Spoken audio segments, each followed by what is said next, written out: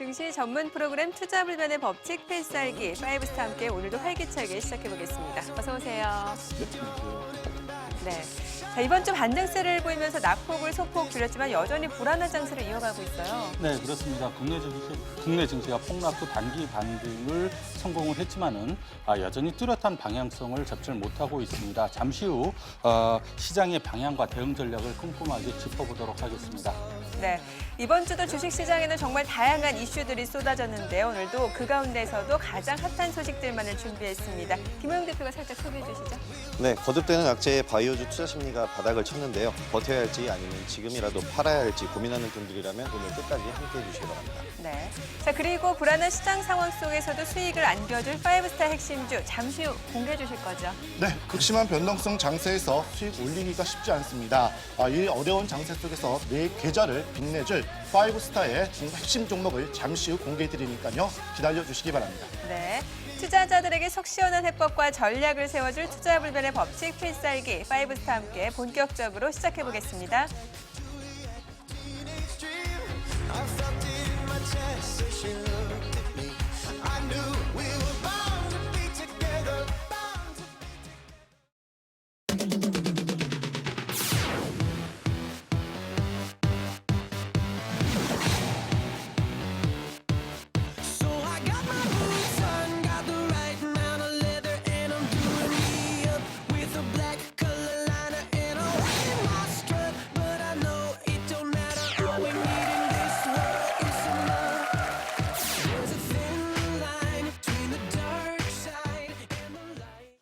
이번 주 국내 증시도 상승과 하락을 반복하는 변동성 장세에 나타냈는데요.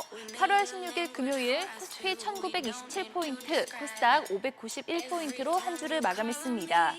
불안정한 장세 속에서도 파이브스타는 계속해서 놀라운 적중률과 수익률을 자랑하고 있습니다. 우이노색 필승 전략으로 무장한 파이브스타. 그 가운데 명확한 원칙을 바탕으로 논리적인 전략을 펼치는 증권 분석의 종결자 이성호 대표의 수익률을 소개해드리겠습니다. 이성호 대표는 지난 2일 필살기 방송을 통해 시스템 반도체 전문 기업이죠. DB하이텍을 핵심주로 선정했는데요. 이후 하락장에서도 비교적 견조한 모습을 보이면서 20%의 수익률을 기록, 단기 목표가에 도달하는 모습 보여줬습니다. 그리고 필살기의 뉴페이스죠. 뉴스타 역시 약세장 속에서도 알찬 수익 더해가고 있는데요. 주도주의 발빠른 선취매로 수익률 극대화를 보여주는 이동우 대표는 녹록지 않은 장세에서도 놀라운 성과를 자랑하고 있습니다. 그 가운데 통신장비 업체이자 5G 관련주 이노와이어리스로 단기에 18%의 수익률을 기록했습니다. 빛나는 수익을 쌓아가는 파이브스타와 뉴스타, 올스타의 핵심 종목 및 투자 전략은 톡방을 통해서 만나볼 수 있으니까요. 참여를 원하시는 분들은 샵 3232로 문자 보내주세요. 그리고 유튜브 채널과 또 카카오톡 플러스 친구를 통해서도 파이브스타의 투자 전략 만나볼 수 있으니까요. SBS CNBC 파이브스타를 검색하시고 다양한 주식 정보 얻어가시길 바랍니다. 각종 대내외 변수로 주식시장은 그야말로 하루도 조용할 날이 없습니다. 한 주 동안 과연 투자자들의 이목을 집중시켰던 이슈에는 어떤 것들이 있었을까요? 지금부터 이번 주 가장 핫했던 이슈를 분석해서 투자 해법까지 살펴보도록 하겠습니다. 자, 먼저 첫 번째 키워드 확인해 보도록 하죠.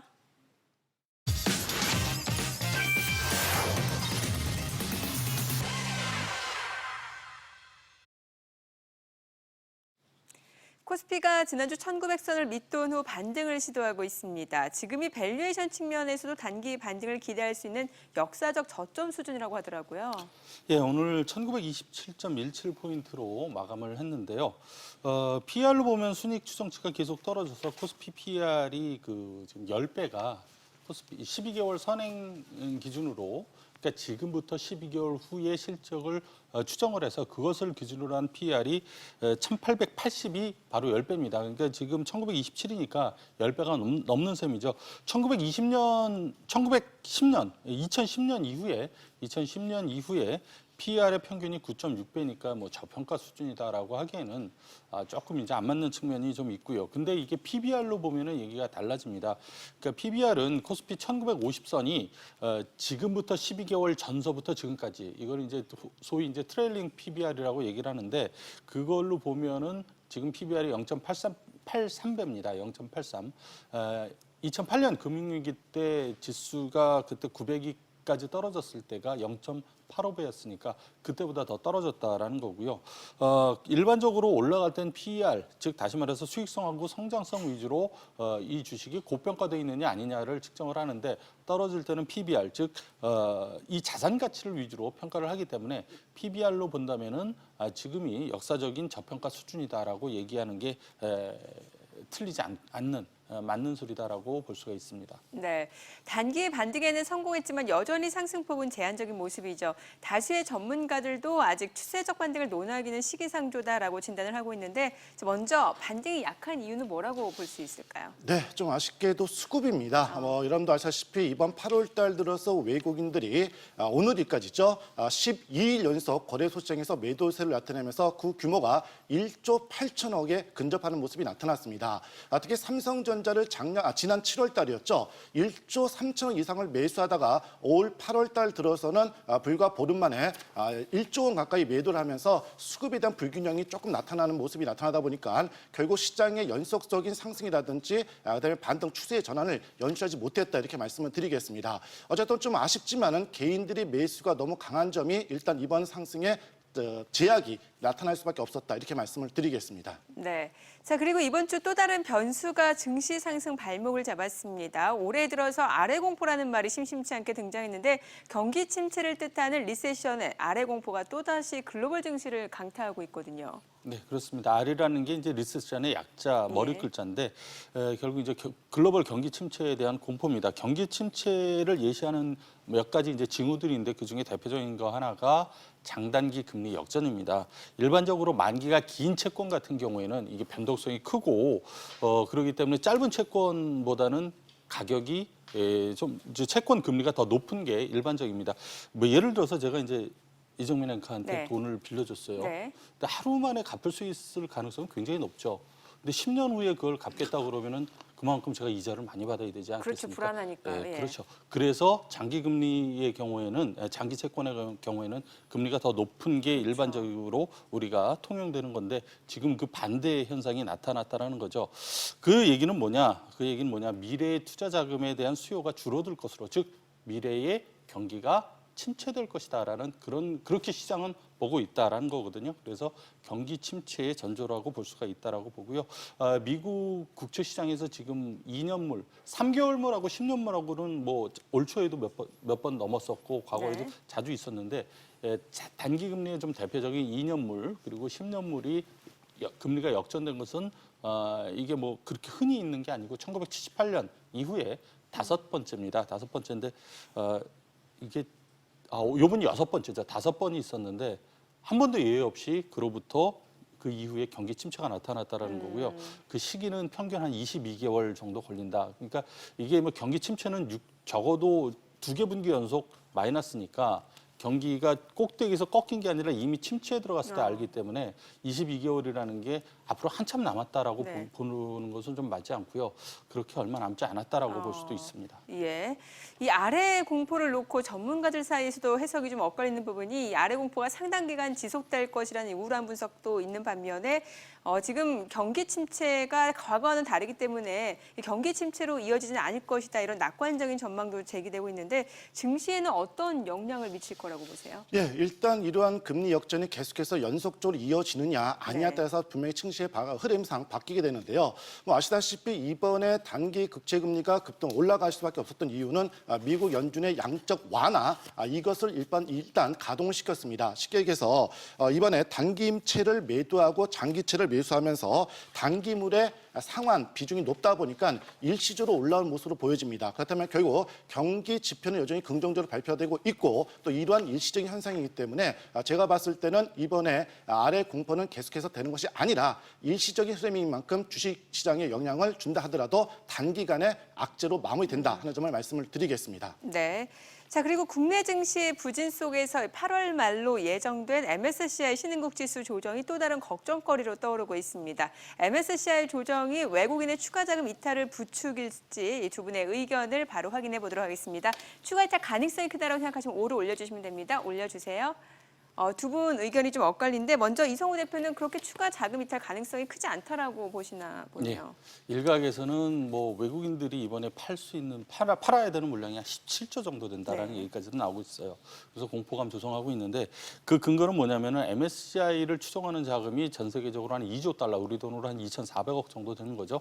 2,400조 그렇게 되고 MSC에서 국내 주식의 한국물의 비중이 13.5%에서 12.8%로 0.7%포인트가 낮아지니까 요거 곱하기 되면 한 16조 8천억 정도 나옵니다. 그래서 뭐 17조, 18조 파는 거 아니냐라는 건데 요거는 뭐 말도 안 되는 얘기고요. 왜냐하면은 일단 이 추정하는 글로벌 자금이 2조 달러, 2,400조가 아닙니다. 그거는 중복 집계가 된 게 많고 액티브 펀드까지도 포함이 된 거기 때문에 이거는 약간 좀 그 사실과 다르고요. 또 이번에 한국 주식에 대한 비중 목표치가 0.7%포인트가 낮아지는 게 아니고요. 작년에 13.5%였습니다. 13.5에서 올해 5월 달에 한 번 줄였죠. 13.1로 줄이고 그리고 요번에 줄이는 게 12.8 그리고 11월 달에 또 12.7%로 0.1%포인트를 줄입니다. 그래서 이렇게 줄이게 되는데 이거는 사실 그 목표치지 실제로 이렇게 줄이지 않는다라는 겁니다. 실제로 7월 말 현재 한국물의 비중은 MSCI 이머징 지수 내에서 11.8%에 불과를 해서 그거밖에 안 되기 때문에 이미 목표치보다 훨씬 더 줄어든 상태다라는 거고요. 이런 것들을 감안했을 때 지금 현재 11.8%에서 0.3%포인트 정도 낮춘 11.5% 정도 이 이상은 줄어들지 않을 것이다. 최대로 봐도 그 정도고요. 더군다나 이제 작년에 그 5% 들어갈 때도 중국 A주가 5% 들어갈 때도 5월과 8월 두 번에 나눠서 했는데 8월 달에는 영향이 거의 없었고요. 또 2015년하고 16년에 중국의 ADR 이거 할 때도 두 번째는 영향이 없었거든요. 그러니까 첫 번째가 영향이 좀 많고 그 두 번째 2차에는 그다지 영향이 없었다라는 것을 감안했을 때 외국인 매도가 제가 계산을 해보니까 네. 1조는 넘지 않을 것 같아요. 그 정도는 그렇게 큰 물량이 아니다. 뭐 이것도 크다고 그러면 어쩔 수는 없는데 네네. 그렇게 큰 물량이 아니고 1조는 넘지 않을 예, 것이다. 그렇습니다. 그 26일 월요일부터 물량이 좀 나오기 시작해서 수요일 28일하고 29일 목요일 날 그 이틀 동안에 집중적으로 좀 나올 것으로 보입니다. 네. 반면에 이상원 대표는 그래도 추가 자금 이탈 가능성이 좀 있다라고 보시는 거잖아요. 네, 앞에 우리 이성호 대표님 말씀하신 대로 뭐 일부에서 17조, 18조 이건 뻥이고요. 말도 안 되는 얘기입니다. 그러니까 일단 중요한 것은 우리나라 비중이 이번에 0.3% 정도가 일단 축소가 될 것으로 예상이 됩니다. 그렇다면 그 규모는 원달러 환율이 올라간 상황이기 때문에 2조에서 3조 정도의 규모가 이탈될 것으로 판단이 되는데 일단 8월 달 들어서 외국인들이 앞에서 언급해 드렸던 대로 현재 1조 8천억, 그중에 삼성전자를 1조 원 가까이 매도를 했거든요. 그렇다면 아직까지 추가적으로 나올 자금은 있다 이렇게 말씀을 드리겠습니다. 특히 8월 MSCI 리밸런싱 기준일이 27일입니다. 그래서 이 종가 기준이기 때문에 아마 8월 말까지는 추가적인 외국인들의 매도 압력이 나올 수밖에 없다 이렇게 말씀을 드리겠고요. 오늘도 외국인들의 매도세가 이어진 만큼 12일 연속 아마 15일, 18일 정도까지는 다음 주까지는 계속 이어질 수 있다 이렇게 말씀을 드리겠습니다. 네. 자, 그렇다면 시장 향방에 대해서 두 분은 어떻게 전망하고 있을지 궁금한데 당분간 반등세를 이어갈까요? 아니면 추가 하락 가능성도 배제할 수 없는 걸까요? 어떻게 보세요? 네, 지금 굉장히 그 어지러운 네. 여러 가지 시장 상황이 변수가 굉장히 많아가지고 지금은 단원 내리기가 쉽지 않은 그런 상황입니다. 안심할 수 없는데 뭐 아래 공포 앞서서 말씀드렸죠. 글로벌 경기 둔화 가능성이 부각이 되고 있는데다가 다음 주부터 이벤트도 굉장히 많습니다. 일단 다음 주 토요일 날 24일 날이죠. 지소미아 연장 여부가 마감이 되는데 이게 또 연장이 안 될 경우에는 또 한일 관계가 굉장히 복잡해질 수 있고 그리고 27일 날 방금 계속 얘기가 나왔습니다만 MSCI 이머징 지수 편입이 있습니다. 그리고 9월 1일 날 미국이 중국의 그 수출 품목에 대해서 지금 이거 3천억 달러에서 한 1,500억 달러로 줄어들었다라는 건데 그게 한 10% 관세 부과가 실제로 시작하게 되면은 또 중국이 또 보복을 뭐 하겠다 뭐 이렇게 나오고 있는 상황이고요. 또 여기다가 또 홍콩의 지금 뭐 인민군 진입이라든가 영국의 노딜 브렉시트 거기다가 이탈리아도 뭐 총선 다시 하면서 여러 가지 이제 불확실성 이런 컨트리 리스크도 만만치 않은 상황이기 때문에 변수가 많아서 추가 하락 가능성도 지금은 배제할 수 없다라고 보고요. 가장 중요한 것은 우리 증시에 있어서 가장 중요한 것은 미국과 중국의 무역 협상 이게 어떻게 잘 풀리느냐 여기에 따라서 결정이 될 것이다라고 생각합니다. 네, 이상원 대표는 어떻게 보세요? 시장 방향? 네, 아직까지는 저점이 만들어지지 않았다 이렇게 말씀을 드리고 또 더불어서 추세의 전환은 아직 멀었다 이렇게 말씀을 드립니다. 외부적으로는 우리 이성호 대표님이 너무 자세하게 말씀하셨기 때문에요.